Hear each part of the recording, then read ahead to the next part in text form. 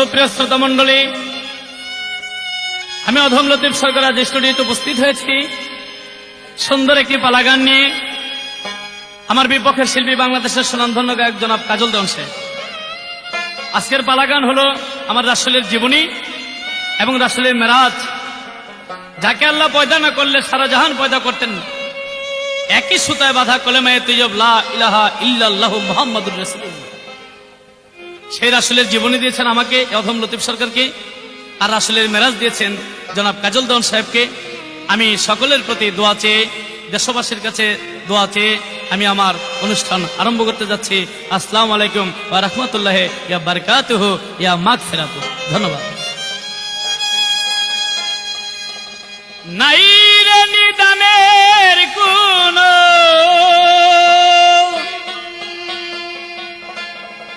নাই রে নিদানের কোন এমন দরদিয়া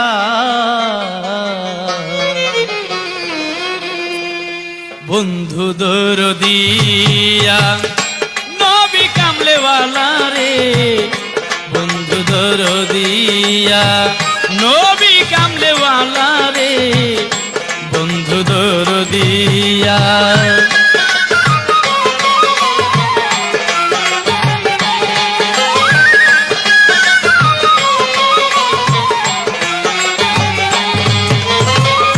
দেখেছি দুনিয়া ঘুরে ঘুরিয়া ভুবন, কত দেখেছি স্বজন, নাই রে দয়ালো এমন।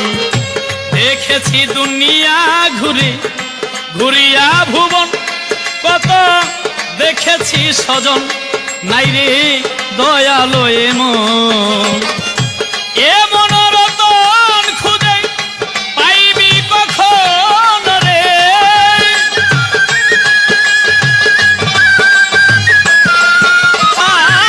এমন রতন খুঁজে পাইবি কখন রে, অঝরে যা রাখি ঝরে ইয়া উম্মতি কইয়া, বন্ধু দরদিয়া নবী কামলেওয়ালা রে, বন্ধু দরদিয়া।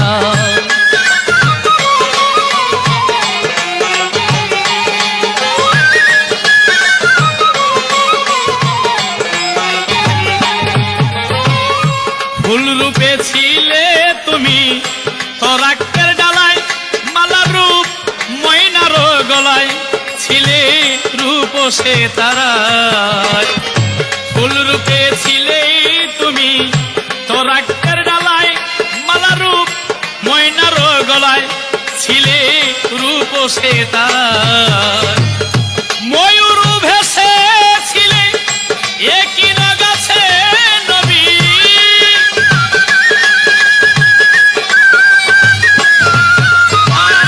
ময়ূর ভেসে নবী একই গাছে ওরে।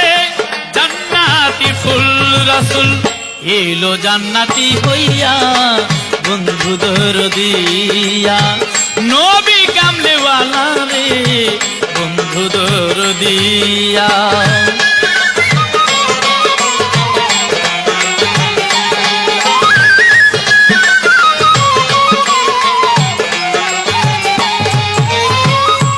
আব্দুল্লাহ পেশানিতে মা আমেনা চুমি ছিল, আব্দুল্লাহ ঘুমি নবী এলো মা মুকামে। আব্দুল্লাহ পেশানিতে মা আমেনা চুমি ছিল, আব্দুল্লাহ ঘুমি নবী এলো মা মুকামে। হইয়া প্রকাশ নবী করুণা বিকাশ রে,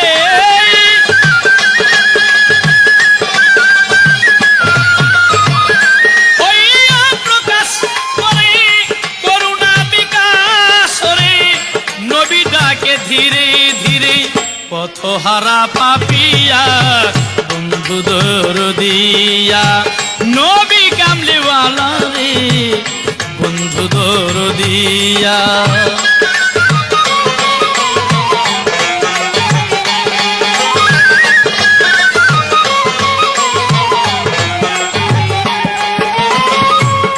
পাপি তাপি দিন দুঃখী শত গুণাগার নবী করিতে উদ্ধার এলো করুণায় পার। পাপি তাপি দিন দুঃখী শত গুণাগার নবী করিতে উদ্ধার এলো করুণায় পার। কয় আবুল সরকার নবী ভরসায় আমার তুমি,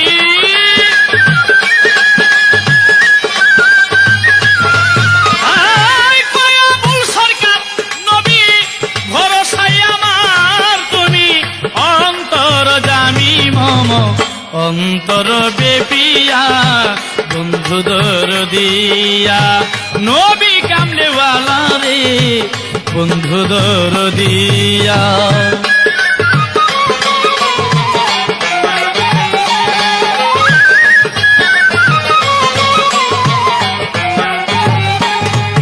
ধন্যবাদ। এবার দাওয়ান সাহেবের কাছে আমার জিজ্ঞাসা থাকবে কি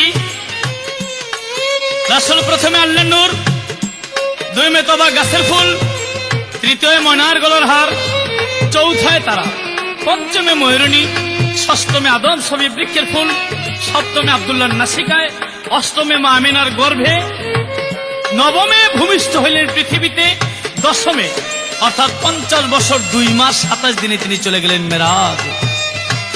আচ্ছা, রাসূলের 40 বছরের সময় নবুয়ত প্রাপ্ত হয়, ওই সময় মেরাজ হইতে পারত, কিন্তু 40 বছরের নবুয়ত এই মেরাজ হলো না, 45 বছরের মেরাজ হলো না, 55 বছরের রাসূলের মেরাজ হলো না, রাসূলের 60 বছর যখন তখন মেরাজ হলো না, 50 বছর 2 মাস 27 দিনে মেরাজ হলো। এর মধ্যে রহস্য ওই রজনীটা, ওই রাত্রটা, যে রাত্রে রাসূল মেরাজে গেলেন, ওই রাত্রটার মধ্যে এমন কি ছিল যে এই রাত্রে এখন এই মুহূর্তে আল্লাহ মেরাজে যেতে হবে রাসূলের। আল্লাহ বলেন, হে জিবরাইল তুমি এই মুহূর্তে আমার দোস্তকে আমার কাছে নিয়ে আসো। ঠিক জিবরাইল আসলেন, আমার রাসূল মেরাজে গেল। তাই ওই যে 50 বছর 2 মাস 26 দিন দিবাগত রাত্রে অর্থাৎ 27-এ পরে ওই রাত্রটার মধ্যে মেরাজে যাওয়ার মূল বিষয়বস্তু, কারণ, রহস্য, শানে নজুল কি ছিল, আমার একটাই জিজ্ঞাসা। বাজাও।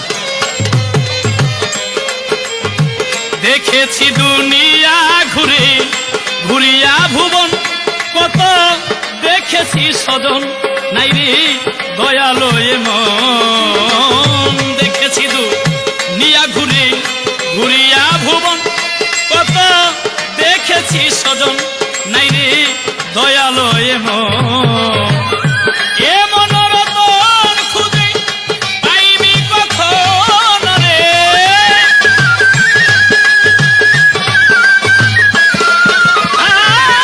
মনোরতন খুঁজে পাইবি কখন রে, ও ঝরে ঝাড়াখি ঝরে ইয়া উম্মতি কইয়া বন্ধু দরদিয়া নবী কামলেওয়ালা রে বন্ধু দরদিয়া, নবী কামলেওয়ালা রে বন্ধু দরদিয়া, নবী কামলেওয়ালা রে বন্ধু দরদিয়া।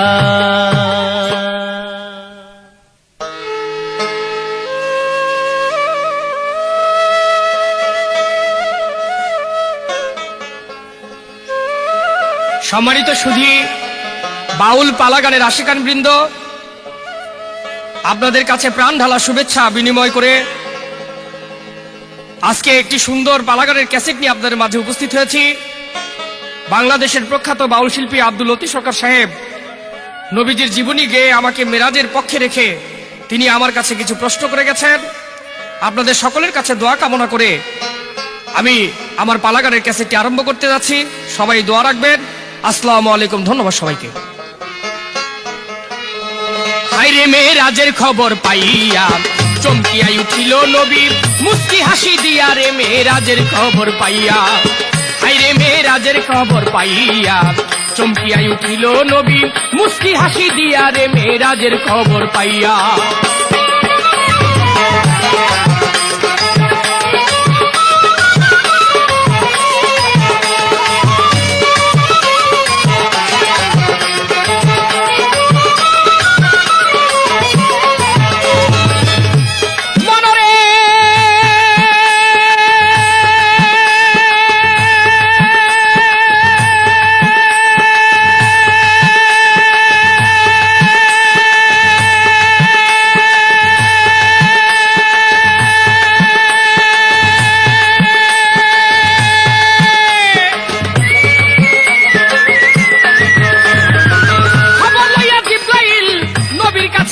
দাখিল, দেখে নবী আছে ঘুমাইয়া মরি হাইরে, দেখে নবী আছে ঘুমাইয়া। জিব্রাইল মনে মনে চিন্তা করে জাগাই তারে কেমন করে,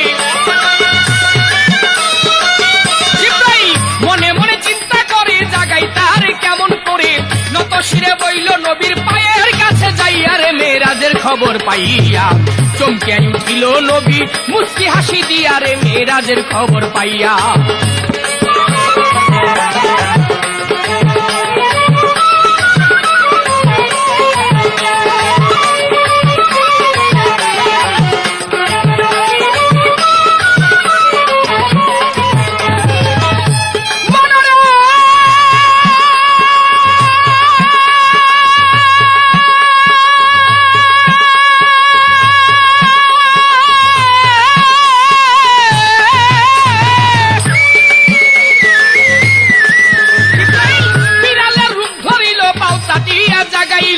ঘুম ভাঙাইল নরম জিব্বা দিয়া মরি হাইরে, ঘুম ভাঙাইল নরম জিব্বা দিয়া করে দিয়া নবী আরা মরি চাই যখন পিছনে ফিরি, দিয়া নবী আরা মরি চাই যখন পিছনে ফিরি। দেখে জিব্রাইল খাড়া হইল গোপন বার্তা লইয়া রে মেরাজের খবর পাইয়া, চমকিয়া উঠিল নবী মুস্কি হাসি দিয়া রে মেরাজের খবর পাইয়া।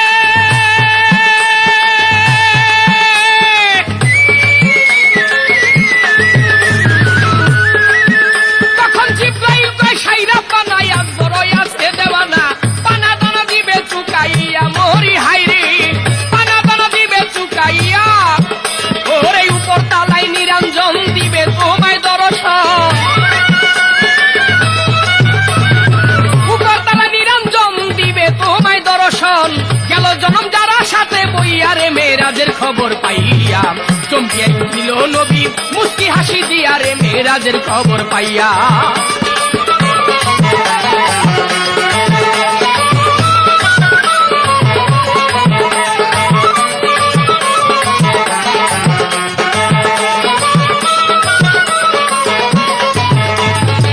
নবী কয় আলহামদুলিল্লাহ, মেহেরবান হইয়াছে আল্লাহ, বাড়ি তালায় আমারও লাগিয়া মরি হাইরে,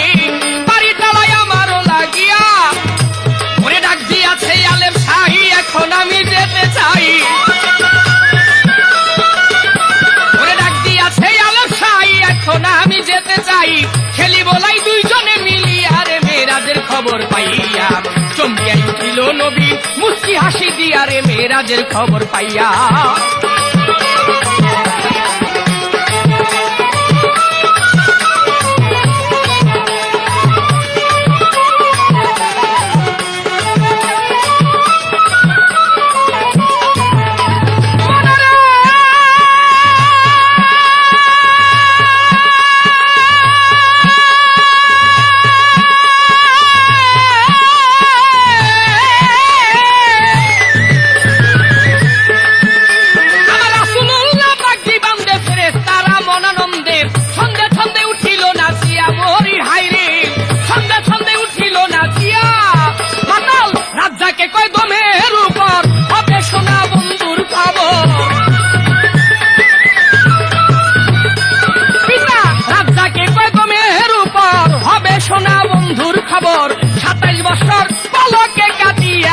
মেরাজের খবর পাইয়া, চমকিয়া উঠিল নবী মুস্কি হাসি দিয়া রে মেরাজের খবর পাইয়া।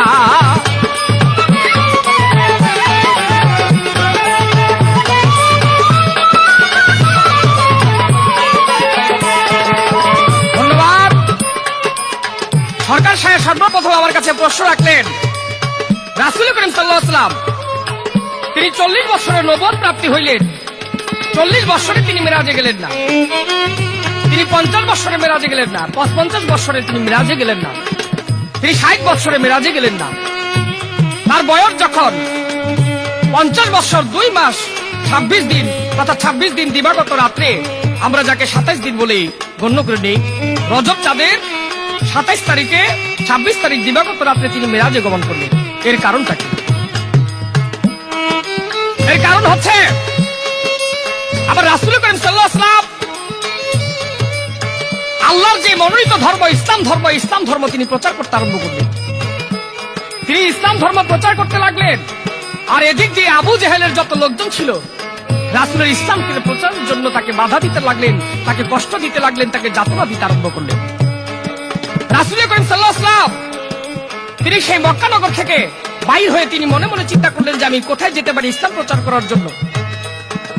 ঠিক 50 বছর 2 মাস 27 দিনের কিছু কাল আগে, অল্প সময় আগে তিনি চলে গেলেন তায়েব শহর।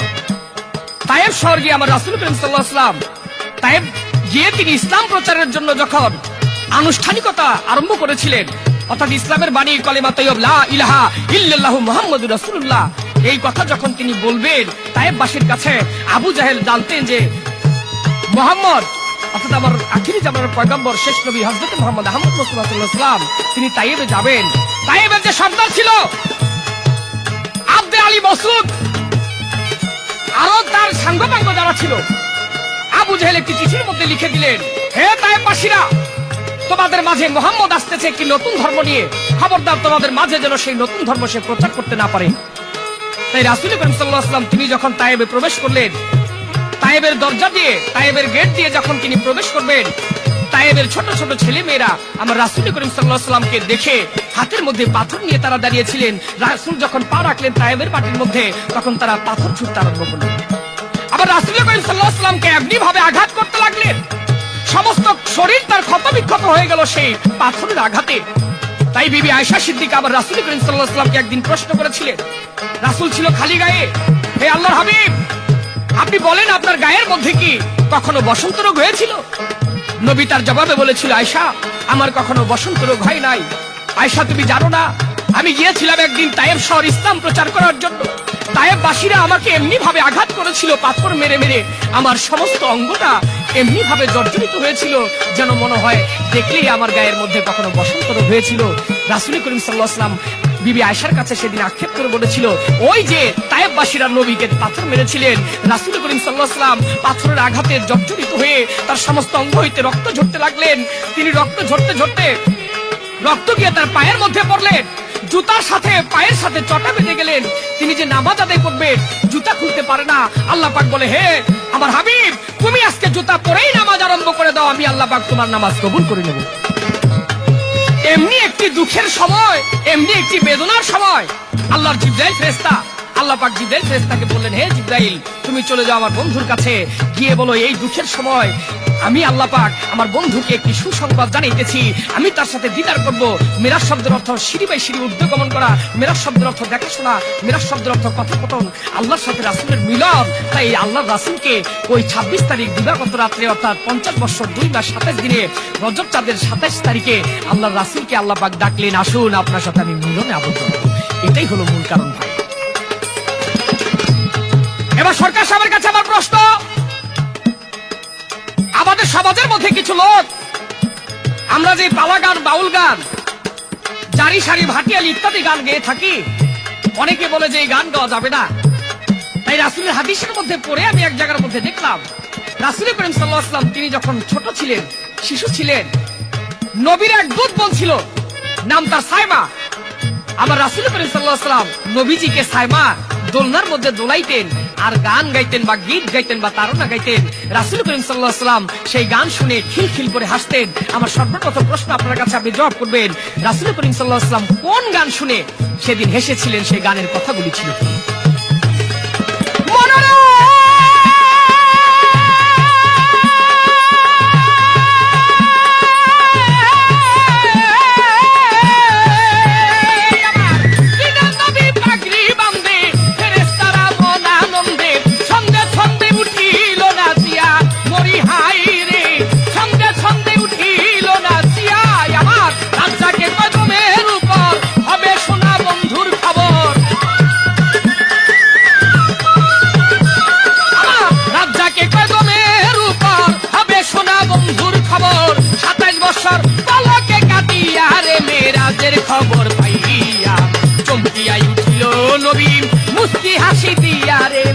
মেরাজের খবর পাইয়া, হাইরে মেরাজের খবর পাইয়া চমকিয়াই উঠিল নবী মুস্কি হাসি দিয়া রে মেরাজের খবর পাইয়া।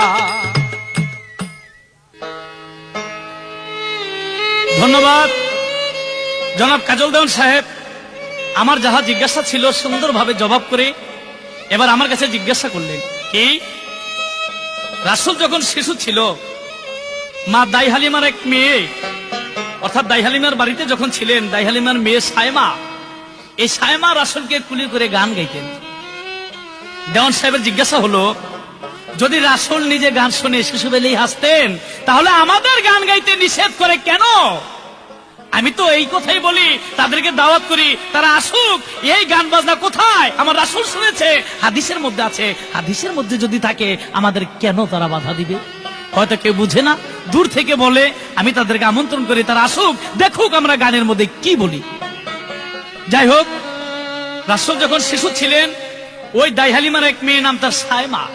এই সায়মা রাসূলকে কুলে করে ঘুরতেন আর আনন্দের সহিত একটি গান গাইতেন, গীত বা তারানা, আরবিতে তারানা বলে, বাংলায় আমরা গান বলি। এই গানটা গাইতেন, যে গানটা হাদিস বুখারী শরীফ ৫ম খণ্ডের মধ্যে ওই গানটা সম্পর্কে লিখেছে। গানটা ছিল ঠিক এরকম, যেমন এইটি আমার ভাই আমার মা তার নয়, আমি তাকে ভালোবাসি আমার পিতার নয়, কোরবান করি মামা চাচা সবাই তাহার শানে, খোদা তাহায় বাড়াও তুমি সর্বগুণে মানে, আমার ভ্রাতা মোহাম্মদকে বাঁচাও প্রভু তুমি, কিশোর তরুণ দীর্ঘজীবী দেখবো তাকে আমি, দেখবে তাকে সাহেব সর্দার সবার চেয়েও বড়, তাহার শত্রু তাহার হিংসুক সবকে ধ্বংস করো, চির গৌর চির সম্মান সদা দৃষ্টি তার, তাহার জন্য অটুট রাখো কামনায় আমার। এই গানটাই গিয়েছিলেন। শুধু তাই না, আমার রাসূল গান শুনে ওই সায়মার কুলের মধ্যে খিল খিল খিল খিল করে হাসতেন। তাই ভালো গান যদি হয়, ওই গান শোনা 14 এলেমের সর্দার। তাই আমি সংক্ষিপ্ত ভাবে তার প্রশ্নের জবাব করলাম। এবার একটি গান, গানের পরে কিছু কথা জিজ্ঞাসা করার জন্য চেষ্টা করব। ধন্যবাদ। জপরে জপরে ওই নাম জপরে, জপরে জপরে ওই নাম জপরে, ওই নাম জপ মধুর সুরে, ওই নাম তোমার হবে সাথী কঠিন হাসরে রে, ওই নাম তোমার হবে সাথী কঠিন হাসরে।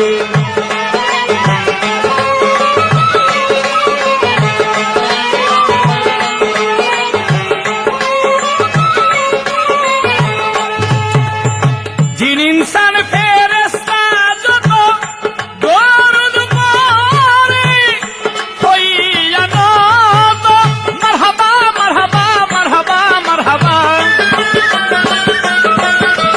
মারহাবা মারহাবা মারহাবা মারহাবা।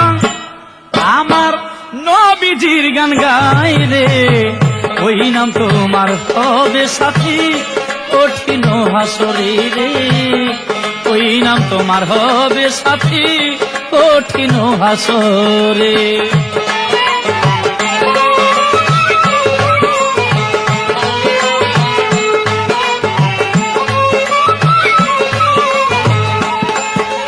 মৌমাছি মৌমাছি ফুলে বসে নাচি নাচি, ফুলে রস করে মধু, ওই নামের দরুদ জপি, ইয়া নবী সালামু আলাইকা, ইয়া নবী সালামু আলাইকা।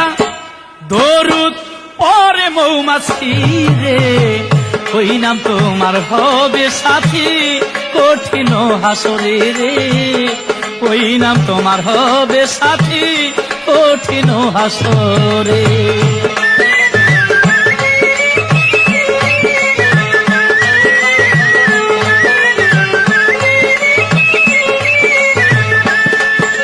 বুলবুলি বুলবুলি ওই নামের গান তুলি, অমৃত সুধায় ওই আমা তুই আলি, অঞ্জলি অঞ্জলি অঞ্জলি অঞ্জলি, অঞ্জলি অঞ্জলি অঞ্জলি অঞ্জলি। রাখে নবীর কদম তলে রে, ওই নাম তোমার হবে সাথী কঠিন হাসরে রে, ওই নাম তোমার হবে সাথী কঠিন হাসরে।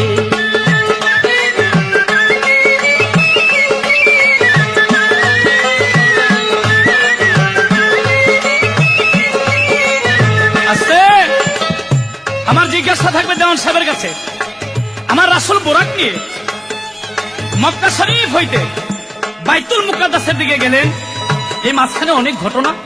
যাই হোক, ওই বাইতুল মুকাদ্দাস থেকে বোরাক নিয়ে যখন আকাশের দিকে উড়াল দিলেন, ঠিক বোরাক নিয়ে যখন আকাশের উপরে গেলেন, এক ব্যক্তি একটা তীর মারলেন আমার রাসূলের কলিজার মধ্যে, কিন্তু তীরটা কলিজার মধ্যে লাগে নাই, তীর লেগেছে বোরাকের পায়ের মধ্যে।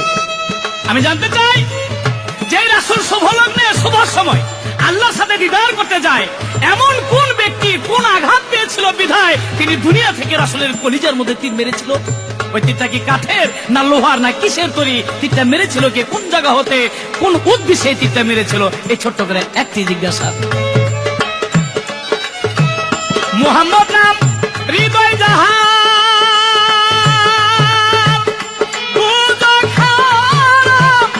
জান্নাতি জান্নাতি জান্নাতি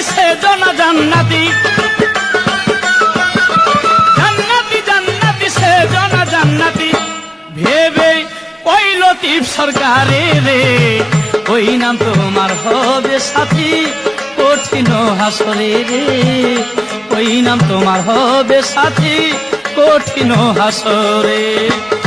জপরে জপরে জপরে জপরে ওই নাম জপরে,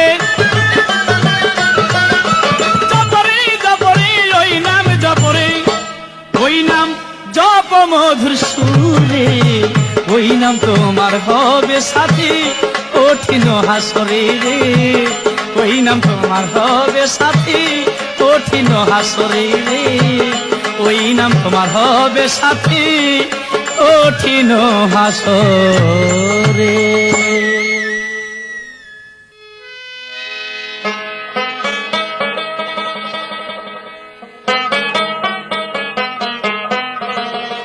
ধন্যবাদ সরকার সাহেব, অত্যন্ত সুন্দরভাবে আমার যা প্রশ্ন ছিল তার জবাব করে আমার কাছে নতুন করে একটি প্রশ্ন রেখেছেন। এবার তার প্রশ্ন হলো, রাসূল করিম সাল্লাল্লাহু আলাইহি ওয়াসাল্লাম তিনি যখন বোরাক নিয়ে মক্কানগর থেকে উর্দু দিকে গমন করতেছিলেন, কোথা থেকে যেন কে একটি তীর মারলেন। কিসের তীর?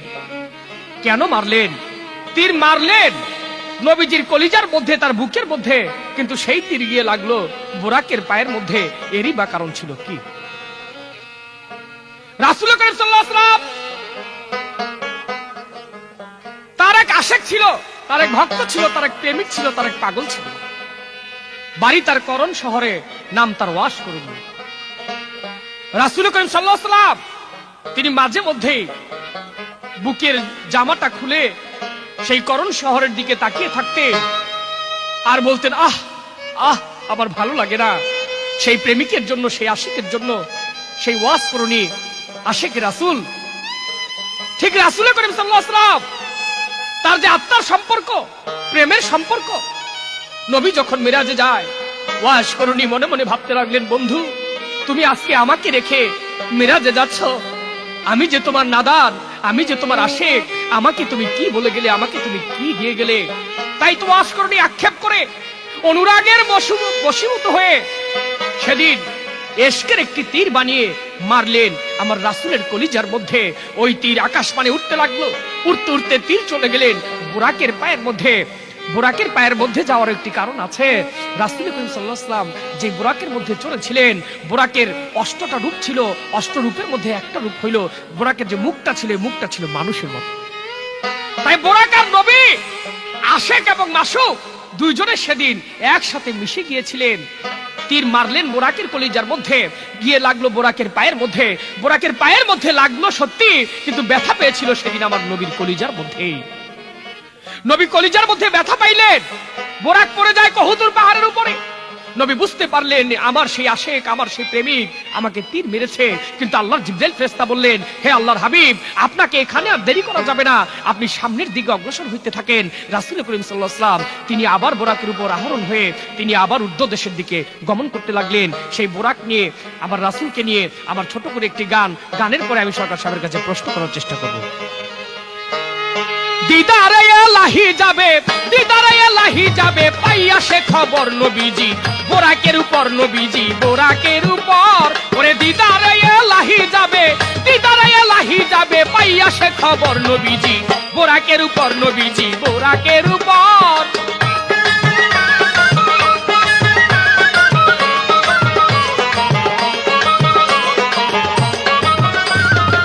বুরাক সুলেমান চলিল ধাইয়া, শূন্য মিলিয়া গেল আমার নবীর লইয়া।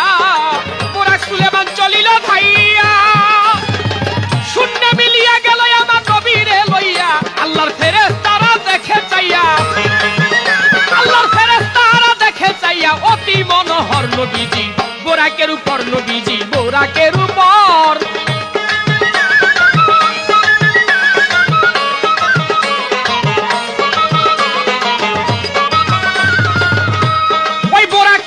যায় কহুতুরে একটা বড় গরুর জেতা মাথা জিগাই নবীরে, ওই বোরাক লইয়া যায় কহুতুরে।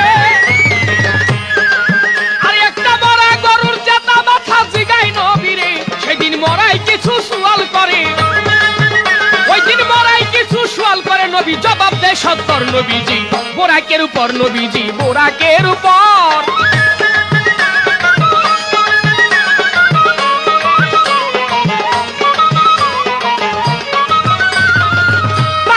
নিচের দিকে যায়, মুসা নবীর হাতের লাঠি আসা দেখা যায়। তারপরে নিচের দিকে যায়, মুসা নবীর হাতের লাঠি আসা দেখা যায়। 2 রাকাত করিলেন আদায়, নামাজ 2 রাকাত করিলেন আদায়, নবী পয়গম্বর, নবীজি বোরাকের উপর, নবীজি বোরাকের উপর।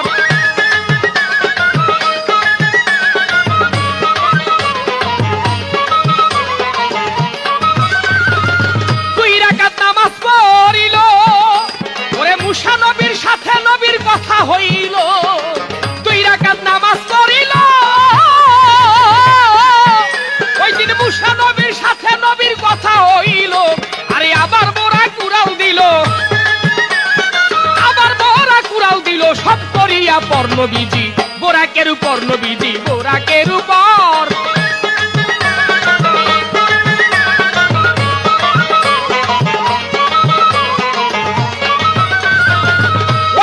জেরুজালেম যায়, আল্লাহ 70,000 ফেরেশতারা পিছনে দাঁড়ায়। ওই বোরাক জেরুজালেম যায়, আল্লাহ 70,000 ফেরেশতারা পিছনে দাঁড়ায়। নামাজ 3 রাকাত করিলেন আদায়, নামাজ 3 রাকাত করিলেন আদায়। হাদিসের খবর নবীজি বোরাকের উপর, নবীজি বোরাকের উপর।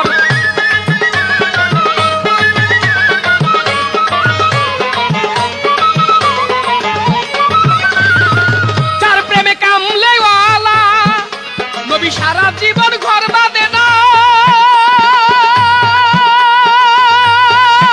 থাকে গাছেরই তলা, তার প্রেমে কামলে নবী সারা জীবন ঘর বাঁধে নাই, থাকে গাছেরই তলা। মাতাল রাজ্জাকে কয় মাবুদ মাওলা, আমার রাজ্জাকে কয় মাবুদ মাওলা। আজব কারিগর নবীজি বোরাকের উপর, নবীজি বোরাকের উপর। ওরে দিদারে এলাহি যাবে, ওরে দিদারে এলাহি যাবে, পাইয়া সে খবর নবীজি বোরাকের উপর, নবীজি বোরাকের উপর।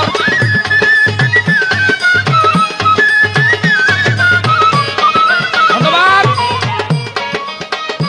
আমি একটি গানের মাধ্যমে রাসূল করিম সাল্লাল্লাহু আলাইহি ওয়াসাল্লাম তিনি মক্কা নগর হইতে বাইতুল মুকাদ্দাস হয়ে আবার উর্দু দেশে গমন করতে লাগলেন। এই গানের মধ্যে আমার কথাগুলি হয়ে গেছে, যেহেতু এটা ক্যাসেট, সংক্ষিপ্ত আকারে আমাদের আলোচনা করতে হবে। আমি সরকার সাহেবের কাছে ছোট করে একটি প্রশ্ন রাখবো, আশা করি সুন্দরভাবে তার জবাব তিনি আপনাদের মাঝে উপস্থাপন করবেন। এবার আমার প্রশ্ন থাকবে, রাসূলুল্লাহ সাল্লাল্লাহু আলাইহি ওয়াসাল্লাম তিনি যে নবী ছিলেন, তৎকালীন মক্কার যত লোক ছিল, অনেক অনেক গোত্র আমার রাসূলকে বিশ্বাস করতেন না। নবী যখন কলেমার বাণী নিয়ে যাইতেন, তারা দূর দূর করে আমার নবীকে তাড়িয়ে দিতেন। মানুষ হয়ে আমার নবীকে চিনে না, কিন্তু নবীকে চিনে পশু পাখি, গাছপালা, বৃক্ষ তরুলতা। আমার প্রশ্ন থাকবে, সরকার সাহেব আপনি জবাব করবেন, রাসূল করিম সাল্লাল্লাহু আলাইহি ওয়াসাল্লাম তিনি যে আখিরি জামানার পয়গম্বর, তিনি যে শেষ নবী, তিনি যে শ্রেষ্ঠ মানব, শ্রেষ্ঠ জ্ঞানী, শ্রেষ্ঠ বিজ্ঞানী, শ্রেষ্ঠ দয়ালু, নবীকে এই নবী নাম, অর্থাৎ তিনি যে মহামানব, তিনি যে নবী, এই জিনিসটা বোঝানোর জন্য আল্লাহ পাক এক ধরনের পোকা দিয়ে আমার রাসূল করিম সাল্লাল্লাহু আলাইহি ওয়াসাল্লাম পোকারা সাধারণ মানুষের কাছে বুঝাইলেন। উলু পোকা যাকে বলা হয়, এই উলু পোকা আল্লাহ পাক পাঠাইলেন আমার রাসূলের কাছে। উলু পোকা বিশ্বাস করাইয়া দিলেন যে তোমরা দেখো, ইনি সত্যি আল্লাহর রাসূল, ইনি সত্যি আল্লাহর হাবিব, ইনি সত্যি তোমাদের মাঝে শ্রেষ্ঠ নবী, যিনি তোমাদের মাঝে ইসলাম প্রচার করার জন্য এসেছেন। এই ছোট করে আমার একটি প্রশ্ন রইল, সরকার সাহেব আশা করি সুন্দরভাবে তার জবাব করবেন। ধন্যবাদ সবাইকে। চার প্রেমে কামলে ওলা নবী, সারা জীবন ঘর বাঁধে নাই থাকে গাছেরই তলা। চার প্রেমে কামলে ওলা নবী, সারা জীবন ঘর বাঁধে নাই থাকে গাছেরই তলায়। আমার রাজ্জাকে কয় মাবুদ মাওলা, ওরে মাতাল রাজ্জাকে কয় মাবুদ মাওলা। আজব কারিগর নবীজি, পোরাকের উপর নবীজি, পোরাকের উপর দিদারে এলাহি যাবে, দিদারে এলাহি যাবে, পাইয়া সে খবর নবীজি, পোরাকের উপর নবীজি, পোরাকের উপর নবীজি, পোরাকের উপর।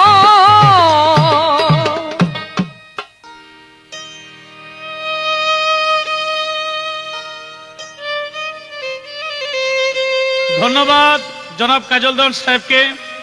তিনি যেভাবে সুন্দর করে আমার জবাব করলেন, এবার প্রশ্ন করলেন আমার কাছে, আমার রাসূল তিনি যে আল্লাহর নবী, একদিন উলু পোকায়ও প্রমাণ করেছিল তিনি আল্লাহর নবী। বাহ, কত চমৎকার কথা! গাছ বৃক্ষ তরুলতা, চন্দ্র সূর্য, পাহাড় পর্বত, নদী নালা, 18,000 মাখলুকাতের নবী তিনি। কিন্তু উলু পোকা একদিন প্রমাণ করে দিলেন মক্কার লোকদেরকে, দেখো ইনি আল্লাহর নবী। কিভাবে?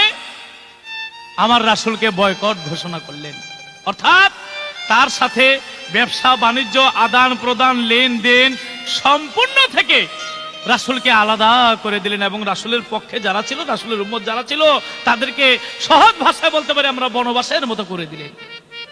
শুধু বনি হাশেম ও বনি মুতালেব এই দুইটা গোত্র ছাড়া 9টি গোত্র এক হইলেন।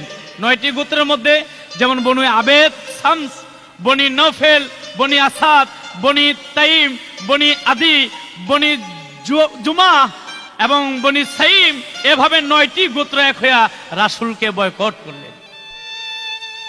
আর যেই শপথনামা লিখেছিলেন রাসূলের সাথে ব্যবসা করা যাবে না, সমাজ থেকে বাতিল করা হলো, তার সাথে লেনদেন সমস্ত কিছু বাতিল করলেন। যে কাগজের মধ্যে লিখেছিলেন, ওই কাগজটা মক্কার ঘরের দরজার মধ্যে লটকায় রেখেছিলেন। লিখেছিলেন, যেই সন্ধিগুলো লিখেছিলেন সেটা হলো মনসুর ইবনে একরেমা। আল্লাহর গজবে মনসুর ইবনে একরেমার হাত পর্যন্ত অবশেষে অবশ হয়ে গিয়েছিল।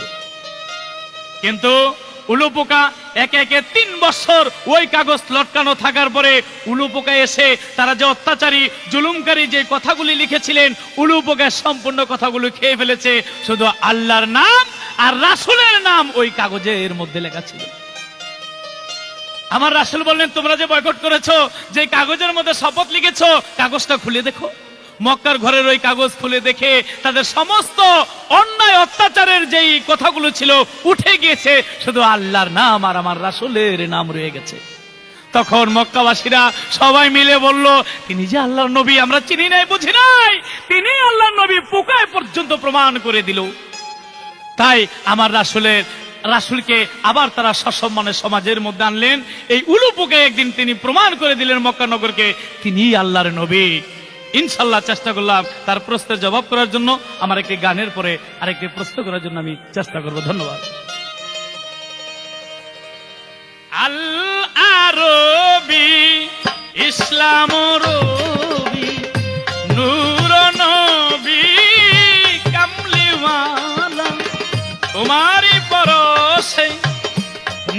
সবই সে এলো স্বস্তির শান্তি আলা আল আরবি ইসলাম রবি নূর নবী কামলিওয়ালা।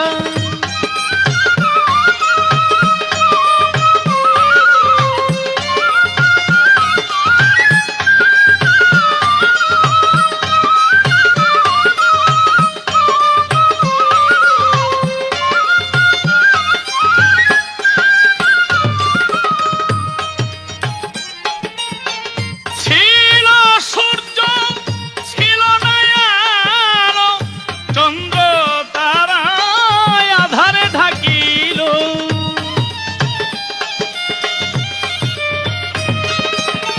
ছিল সূর্য ছিল না আলো, চন্দ্র তারায় আধারে ঢাকিল।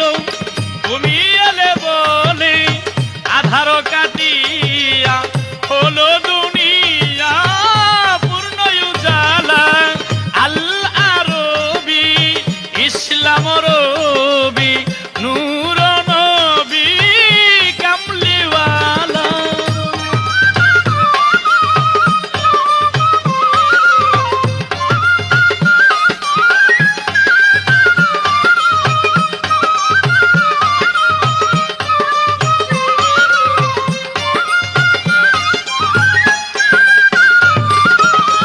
ছিল গোলাপ রজনীগন্ধা, ছিল না গন্ধ ছিল গন্ধা।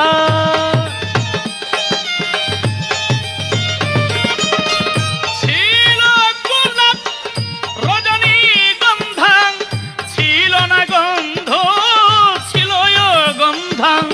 তুমি এলে বলে সে ফুল রাধি সুগন্ধে মন হয় তালা। আল আরবি ইসলাম রবি নূর নবী কামলিওয়ালা।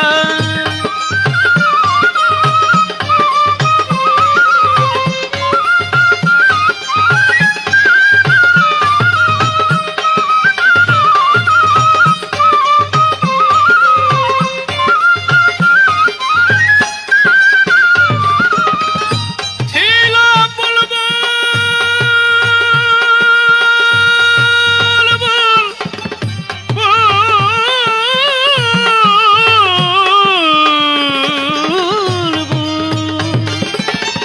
ছিল বুলবুল, ছিল না গান, ছিল নারগিস, ছিল না গুলশান। ছিল বুলবুল, ছিল না গান, ছিল নারগিস, ছিল না গুলশান। তুমি এলে বলে নারগিস বনে বুলবুলি গানে মাতুয়ালা। আল আরবি ইসলাম রবি নূর নবী কামলিওয়ালা।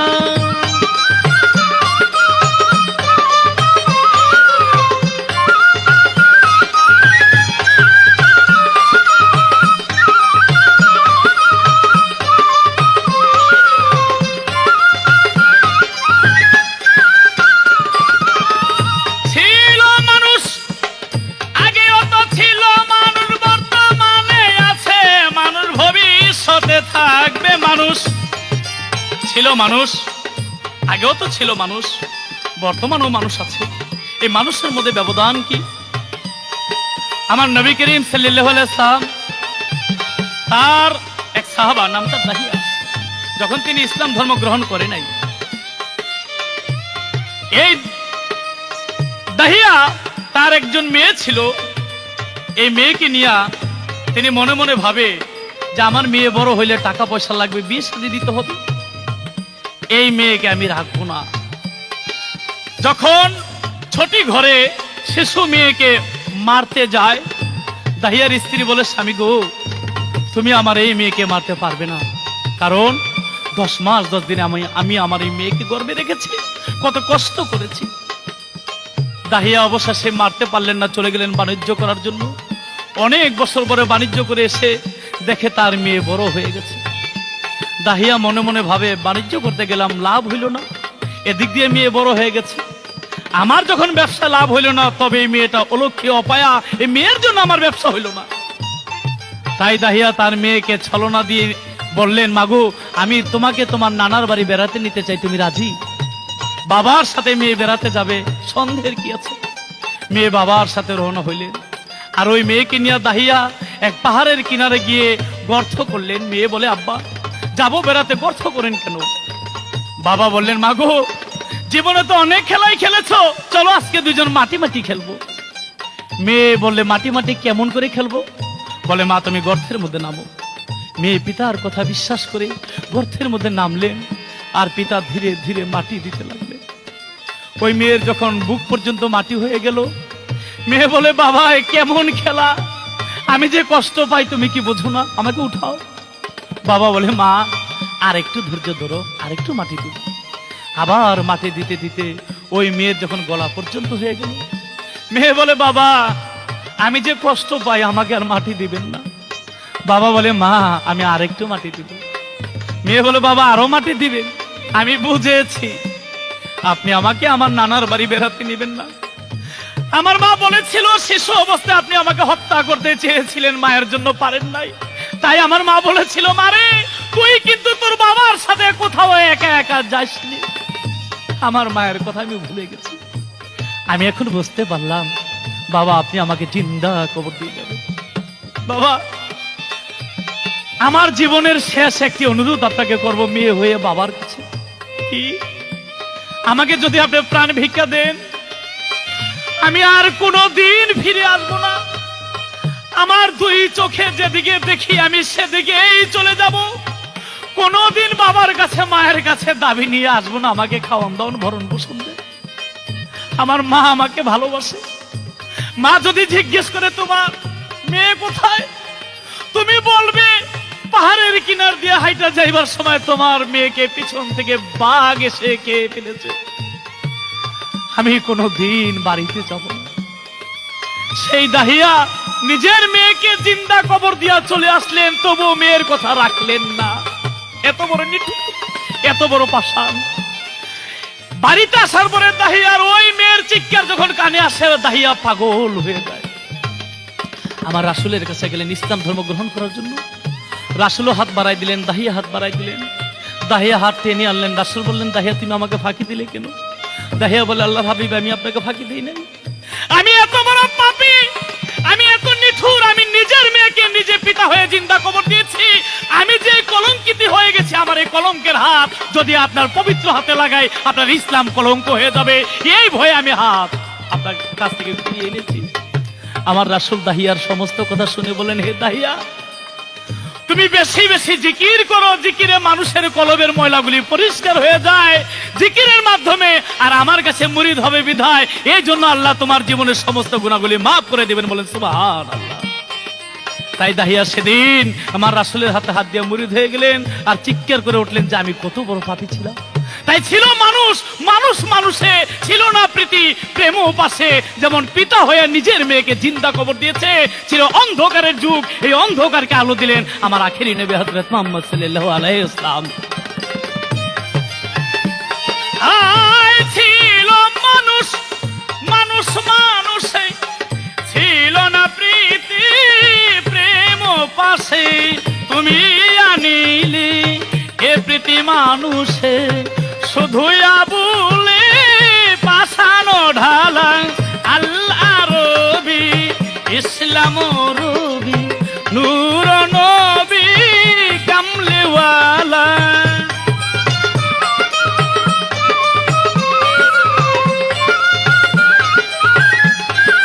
আস্তে এবার আমার জিজ্ঞাসা থাকবে দেওয়ান সাহেবের কাছে।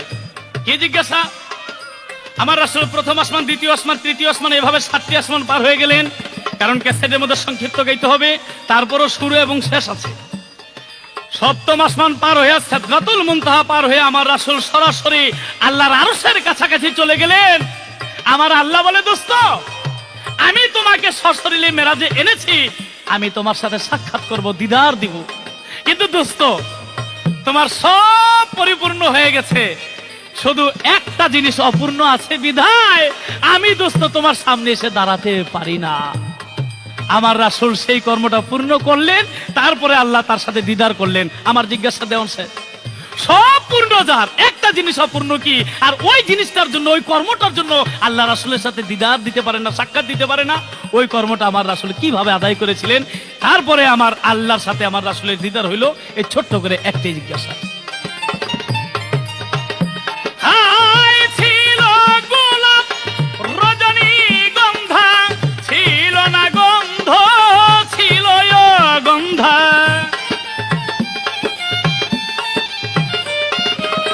ছিল গোলাপ রজনীগন্ধা, ছিল না গন্ধ, ছিল গন্ধা। তুমি এলে বলে সে ফুল রাধি, সুগন্ধে মন হয় তালা। আল আরবি ইসলাম রবি, নূর নবী কামলিওয়ালা। আল আরবি ইসলাম রবি, নূর নবী কামলিওয়ালা। ধন্যবাদ সরকার সাহেব। আমার যা প্রশ্ন ছিল অত্যন্ত সুন্দরভাবে তার জবাব দিয়ে আমার কাছে নতুন করে একটি প্রশ্ন করলেন। আল্লাহ রাসূল মক্কা নগর হইতে এক এক আসমান করে সপ্তম আকাশের উপরে গেলেন, এক এক পর্দা করে 70,000 নূরের পর্দা উল্টাইলেন। এক পর্দা বাকি আছে। আল্লাহ পাক বলতেছে, হে আমার বন্ধু, তুমি এখন একটু দাঁড়াও। তুমি তো আমার সাথে দেখা করতে আসছো, কিন্তু এই মুহূর্তে আমি তোমার সাথে দেখা করতে পারতেছি না। রাসূলের সমস্ত কর্ম পরিপূর্ণ হইল, তারপরও তার একটি কর্ম বাকি থেকে গেল। কোন কর্মটা আমার রাসূল করিম সাল্লাল্লাহু আলাইহি ওয়াসাল্লাম দুনিয়া হইতে করে যেতে পারেন নাই? সরকার সাহেব আমার কাছে প্রশ্ন করেছেন। আমি ছোট করে একটি গান দেখে তারপর তার জবাবের মধ্যে যাব। এক রাত্র থাকবে নি বন্ধু, এক রাত্র থাকবে নি বন্ধু, ও ভাগীর বাসর জিব্রাইল খবর কইও তারে, আমি ভালোবাসি যারে গো খবর কইও তারে, আমি ভালোবাসি যারে গো খবর কইও তারে।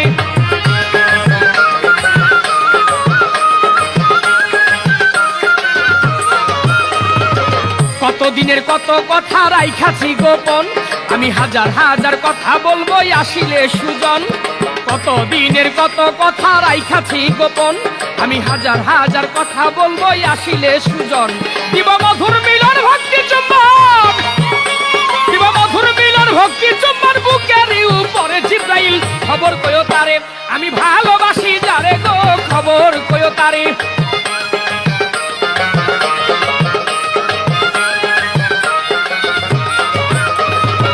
ক্ষুদাতে দিব তারে অমৃত গাছের ফল, আর পিপাসাতে দিব তারে ভরা নদীর জল।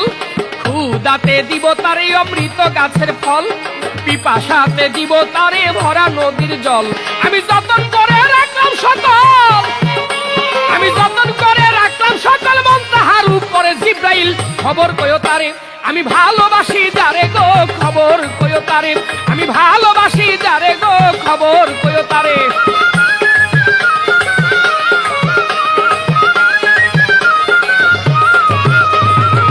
আসার পথে দিব তারে বোরাক সুলেমান, আমার কাছে আসে যদি নবী দু জাহান। আসার পথে দিব তারে বোরাক সুলেমান, আমার কাছে আসে যদি নবী দু জাহান। গরলাম যার লাগিয়া জমিন আসমান, গরলাম যার লাগিয়া জমিন আসমান, মায়া নদীর পারে জিব্রাইল খবর কইও তারে, আমি ভালোবাসি যারে গো খবর কইও তারে, আমি ভালোবাসি যারে গো খবর কইও তারে।